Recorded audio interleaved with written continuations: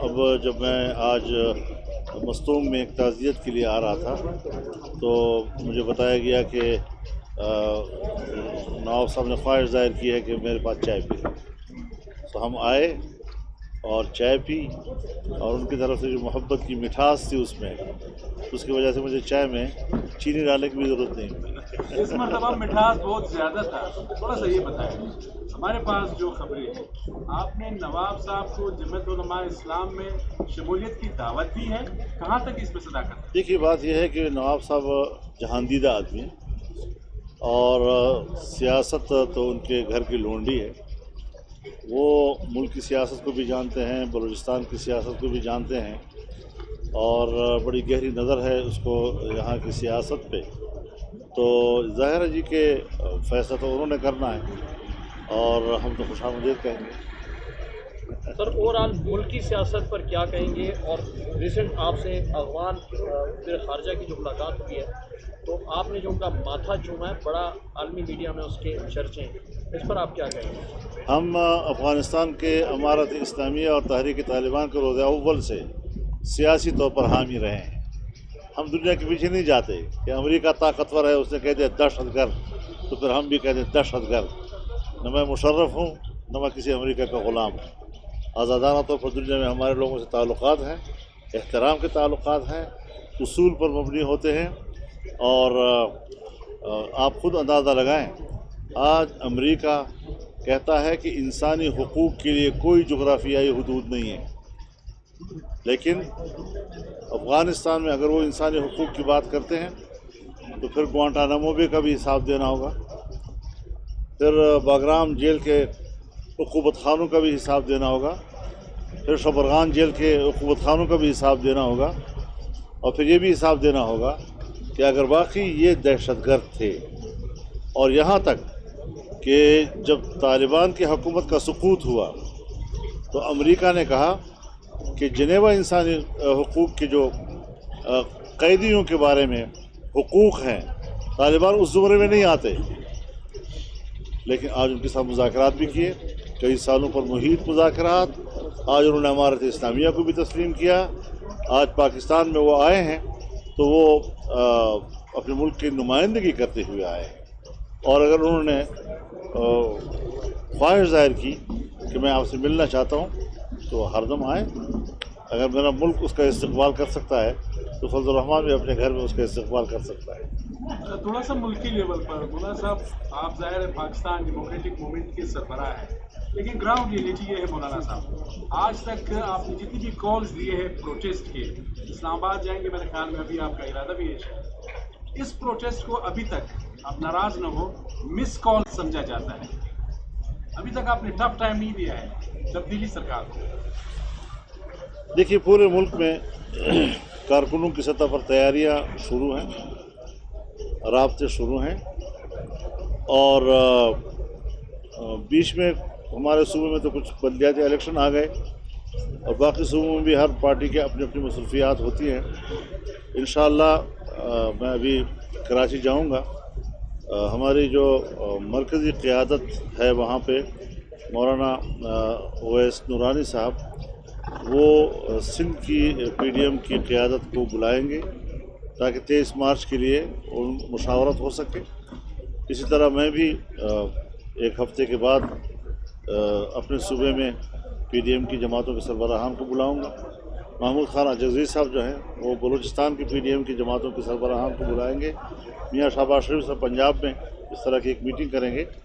چونکہ ہمارے پاس ابھی 1-2 مہینے ہیں، اور اس میں جو مشاورت کی اجتماعی تیاریوں کی جو ضرورت ہے انشاءاللہ اس کو ہم پورا کریں. مولانا صاحب، خیبر پختونخوا میں بلدیاتی انتخابات ہوئے، جمعیت علماء اسلام نے کتنا سپورٹ؟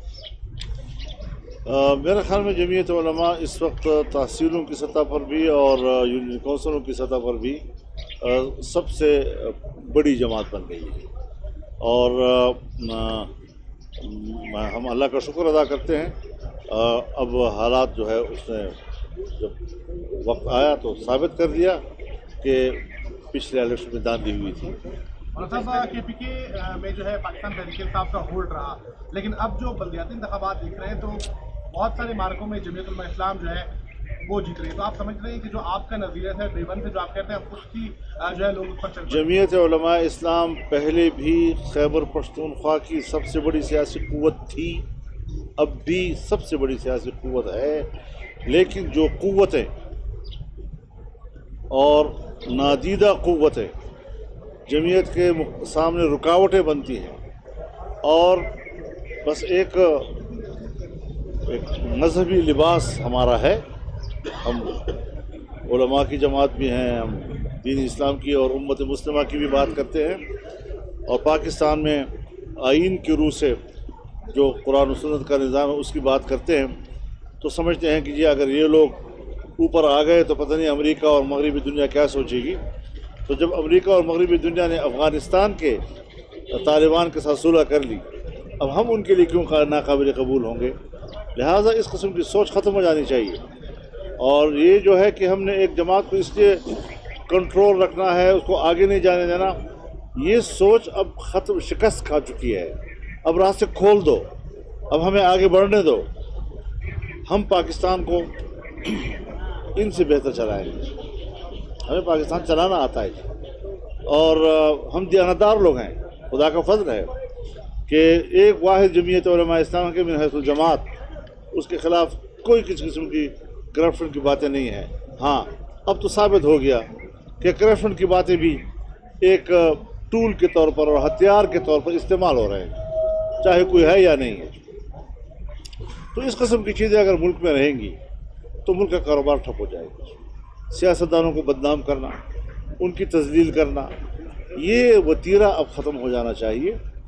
ورنہ جو لوگ سیاستدانوں کے خلاف اس قسم کے پروپیگنڈا کرتے ہیں وہ سیاستدانوں سے 1000 درجے زیادہ کرپٹ لوگ.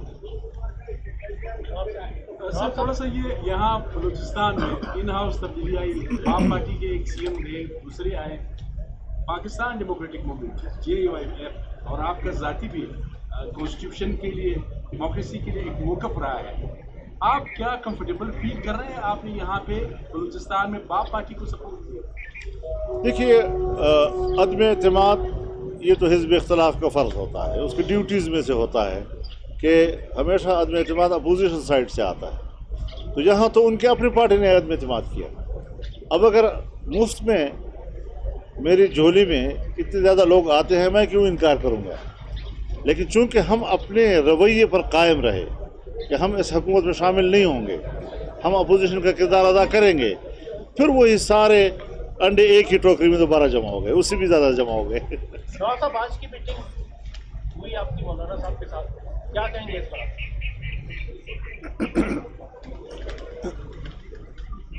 جو باتیں مولانا صاحب نے آپ کو کہی کہ یعنی آج کے میٹنگ میں اتنی مٹھاس تھی کہ اس میں چینی ڈالنے کی ضرورت نہیں تھی، تو میرے خیال میں یہ کافی ہے. مولانا صاحب 2022 میں ہم انتخابات دیکھ رہے ہیں، 2022 میں ہم انتخابات دیکھ رہے ہیں. دیکھیے کچھ اور بڑھ گئے ہیں اندھیرے تو کیا ہوا. مایوس ہم نہیں ہیں طلوع سحر سے. اب طلوع سحر ہوگا انشاءاللہ. اور اب تو خیبر پختونخوا نے میسج دے دیا کہ یہ جعلی حکومت تھی، اور اب بھی جعلی حکومت ہے، اور صوبے میں بھی جعلی حکومت تھی، اور ان کا پورا وہ ابھی بھی ہمارے صوبے میں ماشاءاللہ فیض اپنے برکات کے ساتھ موجود ہیں. تو اللہ خیر کرے گا انشاءاللہ.